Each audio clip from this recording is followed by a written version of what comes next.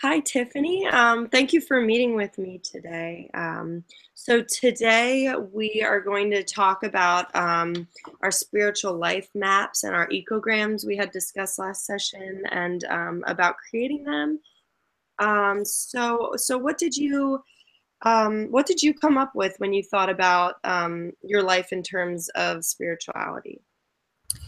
So I thought about mainly just kind of my journey that I took spiritually and kind of what Jesus meant to me and just how I am in the place that I am today. And so, I started young, with my spiritual journey. I was raised in church, and at 4 years old, my mom explained to me what it meant to be saved. And I was saved then and baptized, but, I was so little. I didn't really understand what it meant. And, so I continued going to church all my life. And then I think when I was 12, I got baptized again on Easter Sunday at a smaller church that we had been going to. And at that point, I was still kind of like confused by what God meant and really everything like that. I was still pretty young. And then we started going to a church called Free Chapel, which is a really big Pentecostal church in Gainesville, Georgia. And Jensen Franklin is the preacher there. And so we've been going there since I was probably like 14 years old. And I had grown up in Baptist churches, and I'd never been around Pentecostal people. I didn't know what speaking in tongues was or anything like that. And so my first Sunday there happened to be a Holy Spirit service. And I saw people laid out in the Spirit, and they were speaking in tongues. And I remember looking at my mom and being like, they don't even speak English here, Mom. Like, what is happening? Because I was only, I think, 12 or 13 at the time.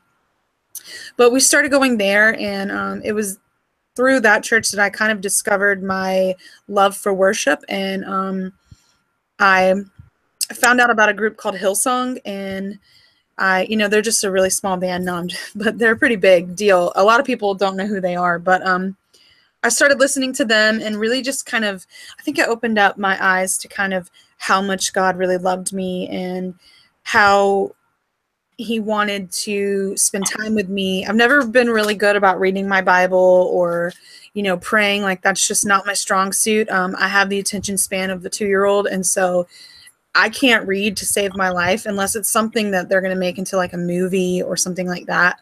I get distracted within seconds. That's why I love Instagram so much, because it's just pictures and that's it.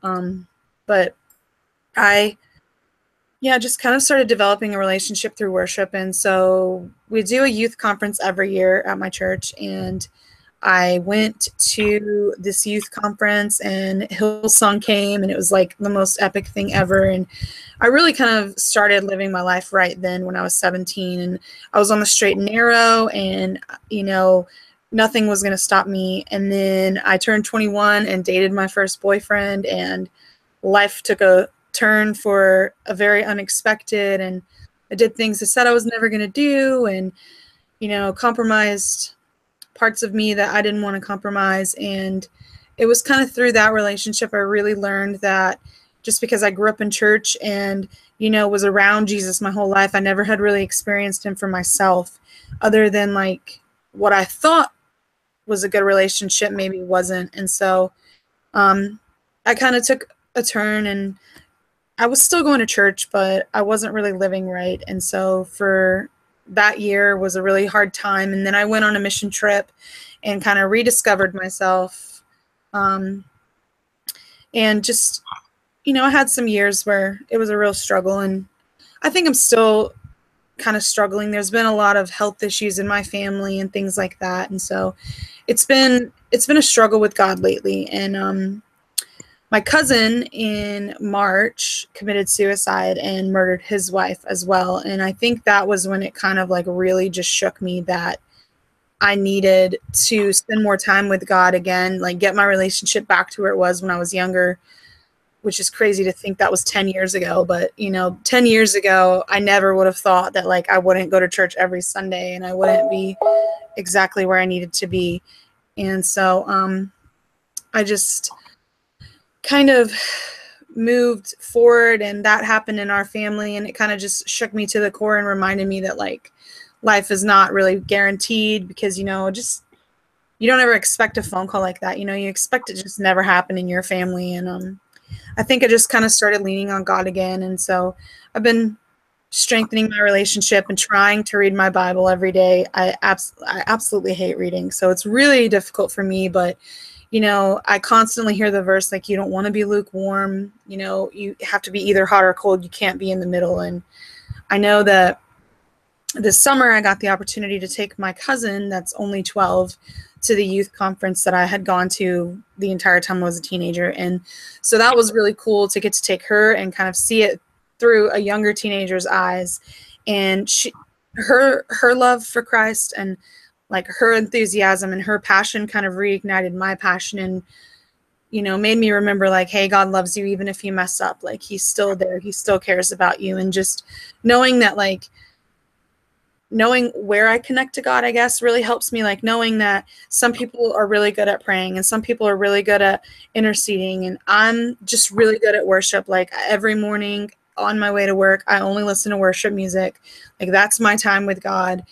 And so it's something that I really kind of treasure. And I know that even if I forget to pray that day, or even if I don't open the Bible, like, I know that that time was spent with him. And I think God knows that, like, that's just my easiest way to connect to him, because I've heard them say before, you can tell how you understand the love of God by the worship lyrics that are from your favorite, like, worship songs. Like, if you take your top 5 favorite songs, and you can really kind of just understand how you love God or how you perceive his love. And so that's kind of where I was at with that. And then I also shared about, just kind of how I got sick at a young age and had my thyroid taken out and gained a lot of weight. And that was a real struggle for me. But just being able to kind of rely on God and, know that he's always there, even when times get hard and even when he feels like he's 1,000 miles away. And so I definitely feel like after this year, my journey has taken every kind of direction that it can as a Christian. And, just being reminded every day that God is there and he's, the same. And I guess that's where I'm at, kind of spiritually. And then with my life map, I just kind of shared pretty much about my family and just kind of my journey coinciding with God and areas that I just kind of needed to work on, relationships I need to work on and stuff like that. So I definitely know that I'm in, like, a growing season in my life. And it's not my favorite season. It's not my most fun season. I don't really enjoy the season that I'm in, but I can definitely see that God's pulling me out of it. And I've seen him take me from a really dark place and pull me out again. And so I'm thankful that, we can be reminded through others' testimonies, and we can just be reminded of Jesus in, like, the simplest things. So that's kind of where I am. Yeah, well, it sounds like, you feel like in your heart that the worship aspect is how you strengthen your relationship with Christ and just how you connect with him. And I think that, that's what it's all about. And if that's the way that, God knows your heart. So if that's the way that you connect with him, he knows those different things. Not everybody, some people don't know how to read, but they can still be believers. And I think that that's really great. I think that it's great that you acknowledge the fact, that's how you best connect with God, and you acknowledge it. Some people can be confused about it, so that's really good. And as far as, I'm sorry for the things that you have had to endure, throughout your life. Do you feel like through those things it kind of shed light on, all of the things that God says and promises? You had mentioned that when you were younger, and you were a believer and you learned all these different things, but it wasn't until your first boyfriend that you kind of, the big heavy stuff in life has happened. Do you feel like those things have shown you, how powerful God is and his strength and helping you get through all those things and overcome it? Yeah. I definitely think as a child I was kind of sheltered, and I kind of lived in, like, a bubble of how life was going to be. And my parents did a really good job keeping me away from like the elements of life, I guess, the things that we could get into. I mean, I grew up with my dad as a cop, and so there wasn't really much not obeying or anything like that. But yeah, I definitely think it was a learning experience once I kind of got out there on my own for the first time, and I had the opportunity to sin. And you know how they're always teaching you in church, like, who you become, who you hang around, or people can really influence what you become. And the relationship started out strong and we were going to fight it, and then we just kind of kept playing with fire, and we just kept playing with it and kept striking the match, and then eventually one day it all just burned down. And it was like, going into this relationship, like, this would have never happened, and then coming out of it, I'm like, man, the word no is a lot harder than you think it is, or you think you're in a place where you're strong enough and you can withstand the temptation, and you can't. And it reminds me of, how Jesus was tempted for 40 days and he still like managed to survive. And it's like, I don't know how, because it's hard. Temptation is real. And I definitely learned areas that I was very weak that I thought I was strong in. And so I wouldn't take back anything that had happened. I definitely know that I wouldn't be where I am today. I wouldn't be studying social work. I wouldn't be, I just wouldn't be where I am. And so I'm thankful for every kind of opportunity that taught me kind of about myself, but also about the love of Christ, and also about other people. And so definitely the things that I've walked through, especially in my 20s, have been huge, just like learning experiences for me, and taught me how to see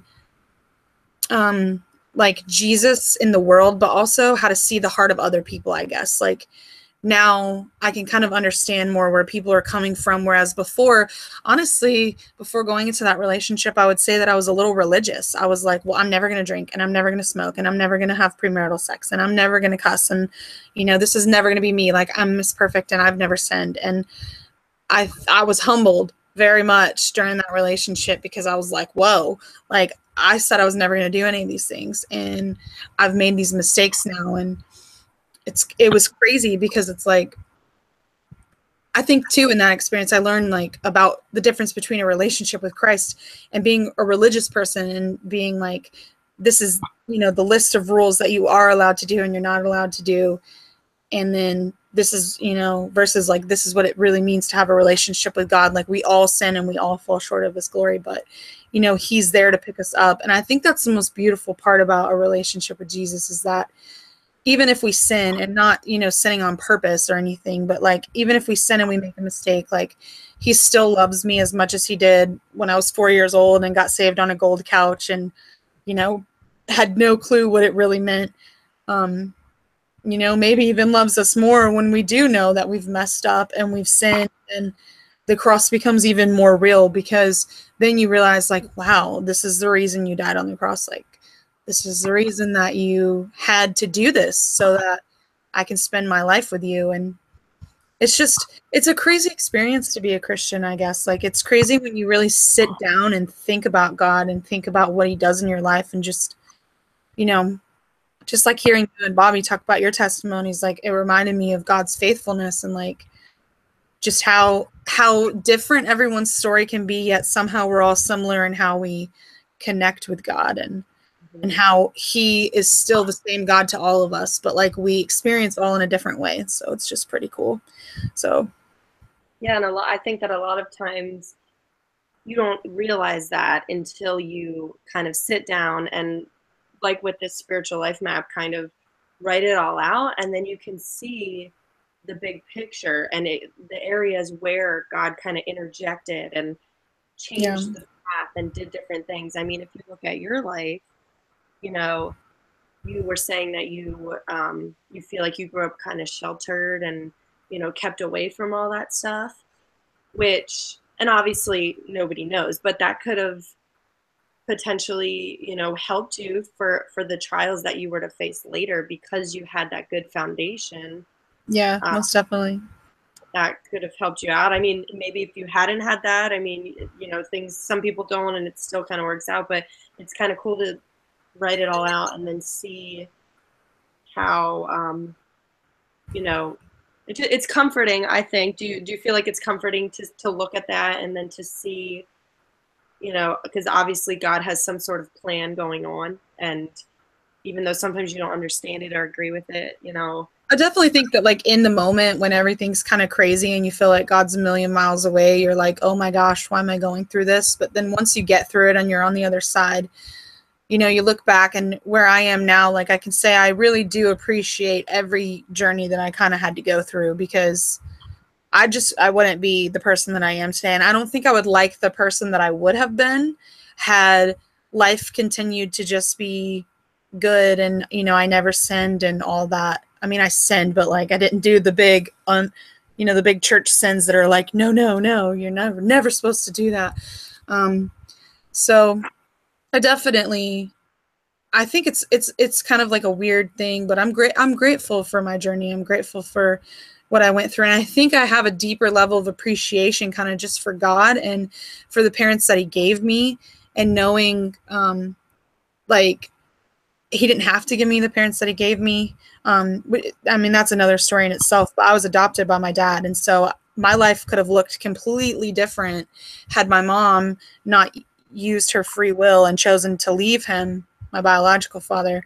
I could have been a completely different person, and I could have been on drugs, and I wouldn't even be here having this conversation, and my life would have been different. And so I'm definitely very appreciative. And I think the closer I get to 30, the more I realize like everything that we go through, even in the moment, like it just seems like it's the hardest thing in the world, but then you're just reminded like somebody out there has it worse. But at the same time, like, hey, you made it last time, you're going to make it this time. Like, and so I definitely am thankful. And there's still a million things I don't understand about God, and a million questions I have for when I get to heaven. And hopefully he's taking notes, since I can't take my journal with me. But yeah, I know. I guess that'll all be revealed one day when we stand before him. And I don't think we'll care at that point. We'll be like, well, there's Jesus, so I really don't care about anything else. But yeah, I'm definitely thankful for everything. And I'm also thankful now, like I appreciate hearing other people's stories and other people's testimonies, because it makes me feel like, okay, I wasn't alone when I went through all this stuff. Like I wasn't alone, as I felt like I was the only person in the world that ever had to go through pain. And, Facebook made everybody else's life look super glamorous, and I'd be over here like crying myself to sleep. And now it's like I hear someone else's story and I'm like, wow, I'm not the only person that's been through something that was just really hard. And so I definitely think at this season, I think it's just a season of appreciation and thankfulness.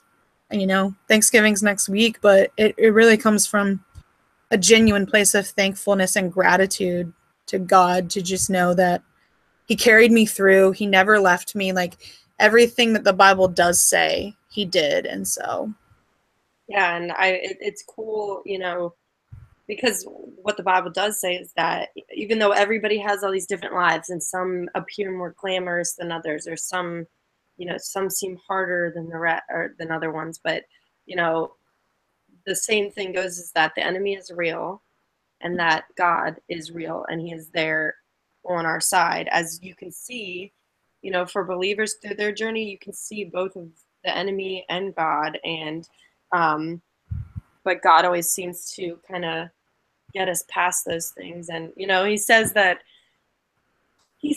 we aren't going to know everything. And I mean, I personally am kind of glad. Obviously it's frustrating in the moment and at times, like you said, but there's a lot of things that I think I would mess up personally if I knew things that I don't know now. I might find a way to interject what's supposed to happen. I don't know, but that's good that you have that understanding, because especially in the season you're in now, hopefully you can find comfort in that and just kind of keep reminding yourself that as you're trying to make it through um, this little season that you're in. And just keep thinking that there is another side to it, and just there is hope, and not hopefully it can give you that hope. So yeah. but our time is up, unfortunately, but I appreciate you sharing all that, and I'm really glad that you seem to gain a lot of insight about your spirituality with this tool, which I'm very happy about. So thank you so much for for sharing that journey with me. Yeah, thank you for Is there anything else that you wanted to share with me before we break off? I think that's all for tonight. Okay, great. I look forward to speaking with you next time. Thanks.